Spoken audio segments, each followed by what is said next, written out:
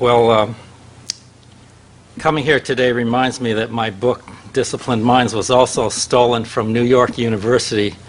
The library here isn't open to the public, but I used a scam to get in and do research many times while I was writing the book. Like other big libraries, the library here gets government publications free under the condition that it make them available to the public. So I would tell the guards that I wanted to look at the government publications, and they would let me in. I think once I even did look at the government publications. I mention that just to introduce an irreverent attitude toward universities, because I think that's the attitude we need to properly discuss academic freedom. Today I will argue that the biggest threat to academic freedom is disuse. By disuse I mean that the people who have academic freedom rarely use it. And I will argue that this disuse is no accident, because academic freedom is given to the people who are the least likely to use it. And because academic employees don't need academic freedom to do what they are hired to do. To determine whether or not someone is actually using academic freedom, we need to think about what academic freedom means in practical terms. All salaried professionals, from architects to doctors to journalists, are given some freedom to choose what they will work on, some freedom to decide how they will do their work, and some freedom to express their views. But that's not academic freedom, because their employers can veto anything they do or fire them for it. You have academic freedom only to the extent that you can work on topics that your employer would otherwise not allow you to work on, and to the extent that you can do your work in ways that your employer would otherwise not permit, and to the extent that you can express views that your employer would otherwise not allow you to express. Only one group of salaried professionals is given academic freedom, and that's professors or faculty members. The most striking thing about academic freedom is that few faculty members ever use it. Academic freedom plays no role in the day-to-day work of the overwhelming majority of faculty. And so academic freedom has only a small constituency. We are losing it because we are not using it. Let's look at why academic freedom is so rarely used. Let's start with a little poll here to see how many people here at the Academic Freedom Conference have ever used academic freedom themselves. If you have ever spoken out or done something else at work that would have gotten you into trouble or fired, if the academic freedom rules had not been there to protect you, please raise your hand. Most professors, however, go their entire careers without ever using academic freedom. Professionals in general are intellectually and politically timid. For example, most professionals go their entire lives without using their First Amendment right of free expression. That is, they never once speak out in a way that would get them into trouble with power if the free expression laws weren't there to protect them. The reason why academic freedom is so rarely used can be traced back to the fact that work in general, and professional work in particular, is an inherently political activity. This contradicts the usual view, which is that technical work is not necessarily partisan, but is often corrupted by politics. In the Dilbert comic strip, for example, work is always corrupted by politics. When I say work is political, I mean it affects the distribution of power in society. The work of salaried professionals is politically sensitive because it involves decision-making in which their employers' interests are at stake. Thus, the product of professional labor is political. It takes sides. The journalist's angle on a story, the accountant's bookkeeping decision, the lawyer's choice of contract language, the historian's depiction of events, the scientist's decision about what to research, the minister's sermon, the welfare worker's finding, even the speechwriter's joke. Professional work tilts one way or the other, but the way it tilts is never an accident. The professional is someone employers can trust to tilt in the right direction, to act in a way that is politically correct from the sponsor's point of view. Professionals maintain what I call ideological discipline in their work. That's what distinguishes them from skilled non-professionals.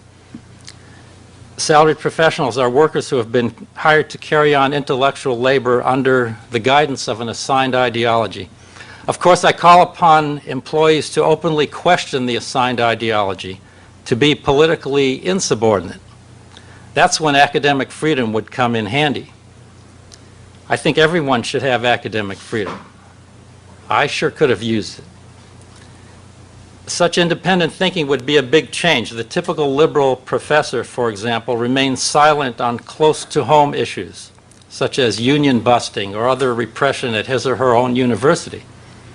And you rarely hear a word from professionals of any sort in favor of a more democratic distribution of power in society or in the workplace. And it's great that we have so many exceptions in this room today, but the number of exceptions overall is small. College professors are among the most left-leaning of all professionals, yet few are radicals, and most of the radicals are not activists. Universities are institutions of the status quo. That should be no surprise given that their boards of trustees are typically made up of business people and their allies. For example, if you look at who is on the Board of Governors of the University of Ottawa, which I had reason to look at recently, you will see that Denis Rancourt was basically fired by a gang of bankers and their friends. These boards of trustees, boards of governors, boards of regents, these are the people who would be the least likely people to want to upset the hierarchy of power in society. They have an interest in even more centralization, bigger monopolies, more media control, globalization of their system, and so on.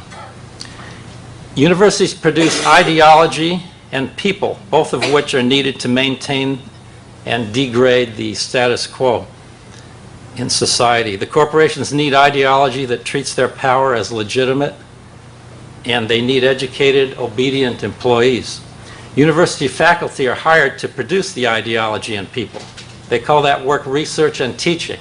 University faculty are hired to produce the ideology in people. They call that work research and teaching, respectively. That's politically sensitive work, and university bosses don't trust just anybody to do it. There's a lot of weeding out on the road to tenure. And we do need to focus on tenure because professors don't really have academic freedom until they have the protection of tenure. Tenured professors are people who have been selected through multiple rounds of processing and scrutiny. As undergraduates, they jump through all the hoops to meet their institution's graduation requirements. They made it through graduate school, which is a repressive intellectual boot camp emphasizing conformity. Any graduate students here? Not many. They're too busy doing their assigned work, I guess. There's about a 50% dropout or kick-out rate for students entering PhD programs, and this weeding out is not politically neutral. To put it bluntly, the programs favor ass-kissers, students with a politically subordinate attitude, those who will be the best servants of the status quo. Professional training is abusive because it attempts to break individuals into playing a politically subordinate role to ready them for employers. Independent thinkers are given a hard time. Our future tenured professors went a step further as graduate students by tailoring themselves to conform to the expectations of the gatekeepers of tenure-track jobs.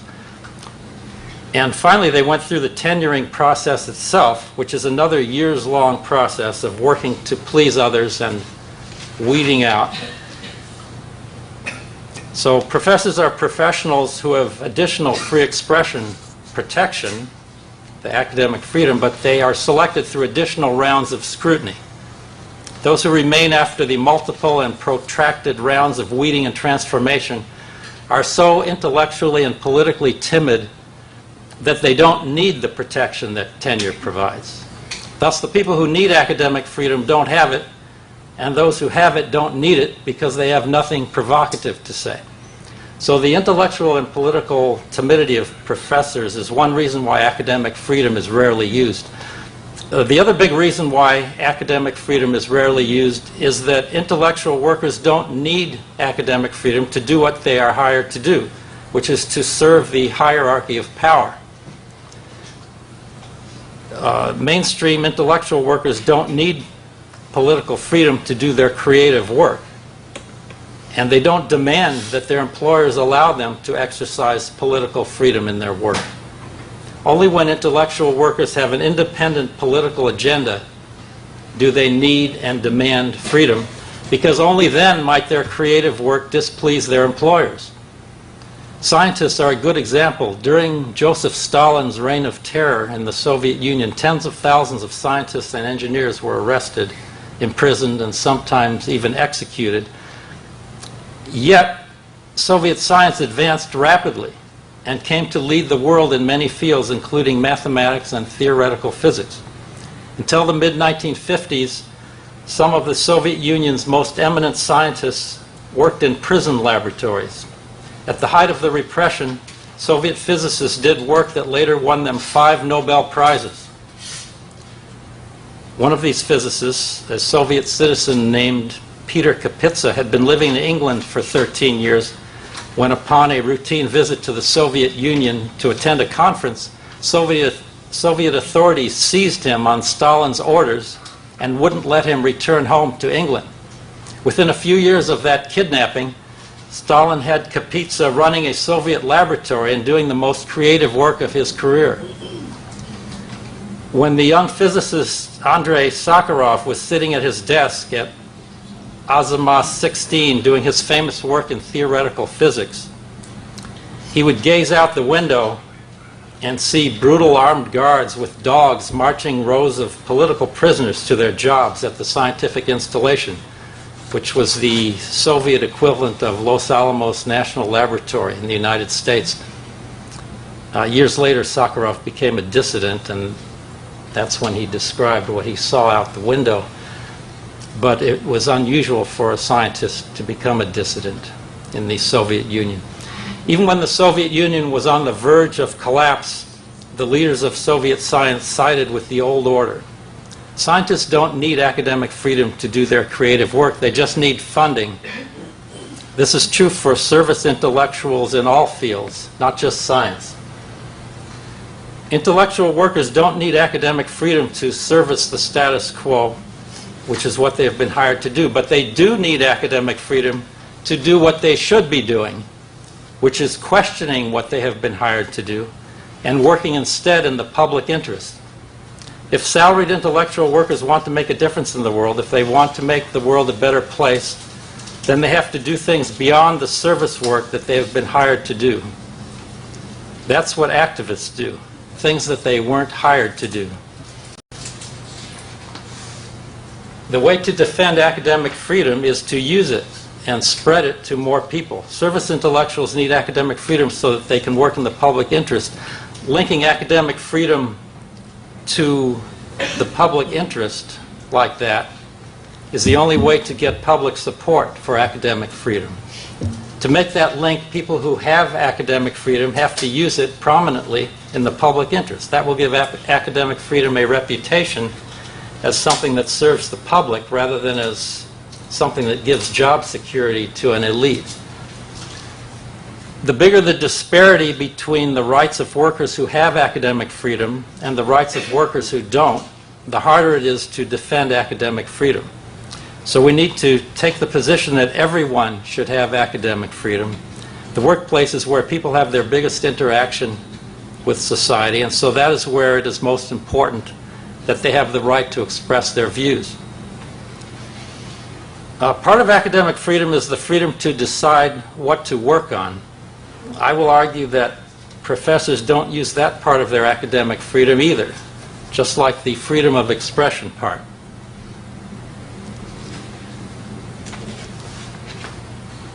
Professors are said to be self-directed in their research, but who really determines the topics that they work on? To ask who determines the topics is to ask who in society professors serve in their work. Let's look at science professors as an example. A scientist's research can go in any of a vast number of scientifically interesting directions at every juncture. Which of these directions does the scientist deem most interesting? Might it be a direction that holds promise for attracting the interest of a funding agency, or a potential consulting client, or for pleasing reviewers in a peer review system that favors the status quo? In Disciplined Minds, I quote the boss of a major corporate research facility that employs more than 500 PhD scientists and engineers. He says, quote, "You can't select problems for true scientists, much less tell them how to attack the problems, but you can make sure that they are fully informed of the needs of the company businesses that pay the bill." End of quote. Well, university scientists are just as aware of who is paying the bill. Professors are directed in ways that allow them to think of themselves as self-directed. Consider unsolicited grant proposals as an example. These research plans are created completely by the researchers. However, the scientists know that most proposals are rejected.